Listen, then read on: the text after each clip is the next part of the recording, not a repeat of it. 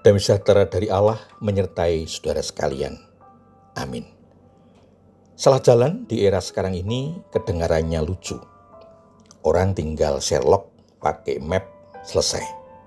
Atau kalau pakai konvensional, asal alamatnya lengkap, jelas, sampai tujuan.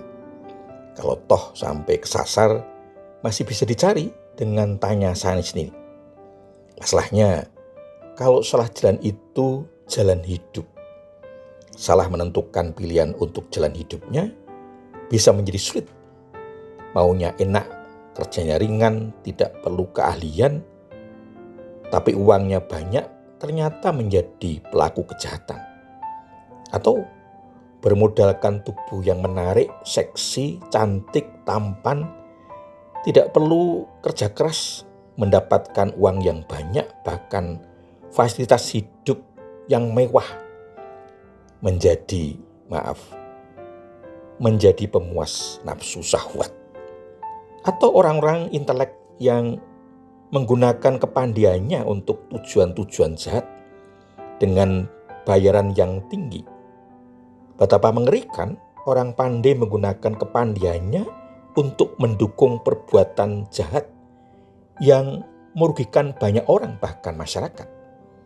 Padahal seharusnya kepandian digunakan untuk memberi manfaat bagi masyarakat, bahkan bagi bangsa dan negaranya, bukan sebaliknya.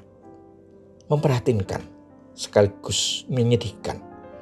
Orang-orang yang salah jalan seperti itu susah untuk kembali ke jalan yang benar.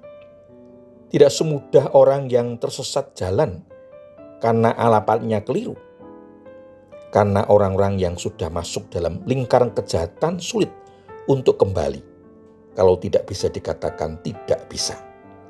Karena ketika akan kembali ke jalan yang benar, keselamatan nyawanya akan terancam oleh komunitasnya. Yang pasti tidak ingin terbongkar kedoknya karena pertobatan salah satu anggota atau jaringannya. Terus bagaimana langkah antisipasinya agar tidak tersesat, terjebak ke jalan yang salah dan membahayakan masa depannya? Untuk itu mari kita temukan jawabannya dalam renungan ajaran hidup. Sebelumnya mari kita mohon berkat Tuhan dengan berdoa. Bapa di surga, betapa mengerikan kehidupan dunia ini. Salah langkah dalam hidup kami bisa fatal akibatnya. Bapa, terima kasih. Kami Engkau berkenan untuk menemukan jawaban dari pertanyaan-pertanyaan kami melalui firman-Mu. Roh Kudus berkenan menolong, memberi hikmat kepada kami, agar kami dapat menemukan jawaban atas pergumulan kami. Mohon ampun atas kekurangan dan dosa kami. Di dalam nama Tuhan Yesus Kristus, doa ini kami alaskan. Amin.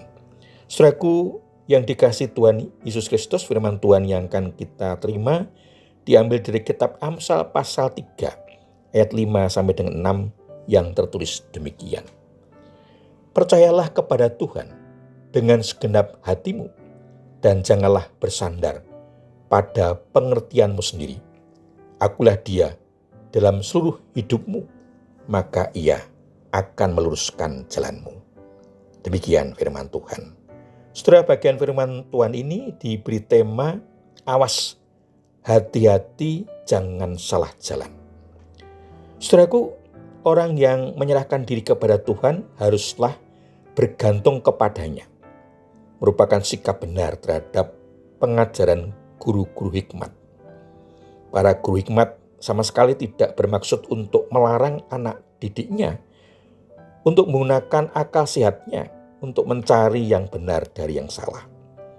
Dorongan ini diberikan karena pola pikir orang mudah sekali dipengaruhi oleh lingkungan dan hawa nafsu sendiri, khususnya pada masa sesudah pembuangan. Orang muda Israel cenderung tertarik kepada bahan pendidikan Helenistik yang sekuler dan bergaul bebas dengan perempuan-perempuan non-Israel yang tidak beriman dan tidak bermoral. Justru tindakan mencari yang benar dari yang salah harus dilakukan dengan segenap hati, dengan segala keinginan, dan pertimbangan yang tidak hanya secara intelektual dan emosional, tetapi juga secara moral. Kata akuilah dalam ayat akuilah dia dalam seluruh hidupmu mempunyai makna ketaatan. Dengan mengakui Tuhan, seorang murid tidak hanya mengenal dia, kebijaksanaan dan kehendaknya, tetapi juga bersedia tunduk pada otoritasnya, serta menjadi pedoman dalam semua kegiatan dan tujuan hidup, karena hikmat dari Allah adalah hikmat yang tertinggi. Dengan demikian, Tuhan akan meluruskan langkahnya, menuntun ke jalan yang benar. Tuhan juga akan menyingkirkan segala hambatan dan memberi kekuatan untuk mengatasi hambatan agar hidupnya seturut dengan kehendak Tuhan. Menjadi jelas agar orang tidak salah jalannya, bahkan tersesat jauh sehingga tidak kembali lagi. Dalam kehidupan kita sekarang ini, pergaulan lingkungan pendidikan, artinya ilmu yang dipelajari, ditekuni, termasuk ilmu yang menuntun kehidupan iman, akan menentukan arah kehidupan. Ada banyak tawaran di depan mata yang secara bebas dapat dipilih, bahkan ditawarkan dengan janji-janji yang menggiurkan.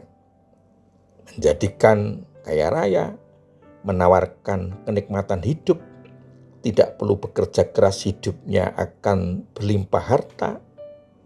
Tapi akan menuju kemana? Pengalaman para murid pencari hikmat, mencari dan menemukan yang benar dari yang salah, tidak semata-mata hanya mempertimbangkan intelektual, moral, tapi juga kebenaran hidup di hadapan Tuhan, Sang Penguasa kehidupan. Maka keputusannya yang pertama, mencari, menemukan, dan mengikuti jalan Tuhan, sumber kebenaran. Bisa jadi jalan itu ada dalam pilihan kita yang menarik, menyenangkan, atau yang ditawarkan di luar, yang menjanjikan masa depan. Apapun pilihannya, harus teruji dengan ukuran tentu berguna dan bermanfaat bagi hidup kita, tapi juga bagi sesama. Yang paling utama berkenan kepada Tuhan, sesuai dengan kehendak Tuhan, dan tidak bertentangan dengan firman Tuhan. Yang kedua, jalan hidup yang dipilih selalu dievaluasi, diteliti, termasuk motivasi diri. Apakah masih konsisten atau sudah bergeser dari prinsip-prinsip kebenaran Tuhan yang bisa membawa kita pada jalan yang menyesatkan, bukan semakin dekat dengan Tuhan, bersyukur kepada Tuhan, tetapi justru semakin jauh bertentangan dengan prinsip-prinsip kebenaran Tuhan, atau malah menggantikan dengan ilah-ilah lain yang melawan Tuhan. Dalam kehidupan di jalan sekarang ini, segala sesuatu mungkin, bahkan sesuatu yang ekstrim, bahkan tidak masuk akal, termasuk terang-terangan berlawanan dengan jalan Tuhan, bisa terjadi. Maka berhati-hatilah. Tuhan Yesus memberkati. Amin. Mari kita menaikkan syukur kepada Tuhan di dalam doa. Bapa, kami mengucap syukur atas firman-Mu yang mengingatkan kami dan menunjukkan arah hidup kepada kami. Mampukan kami untuk tetap taat dan setia mendengar dan mengikuti pimpinan Roh Kudus. Mohon ampun atas kesalahan dan dosa kami. Di dalam Tuhan Yesus Kristus, doa ini kami alaskan. Amin. Saudaraku yang dikasihi Tuhan Yesus Kristus, demikian renungan ajaran hidup. Saya bertemu dalam renungan selanjutnya. Anugerah dan damai sejahtera dari Allah Bapa dan Tuhan Yesus Kristus, pimpinan dan pemeliharaan Roh Kudus memberkati saudara sekalian. Amin.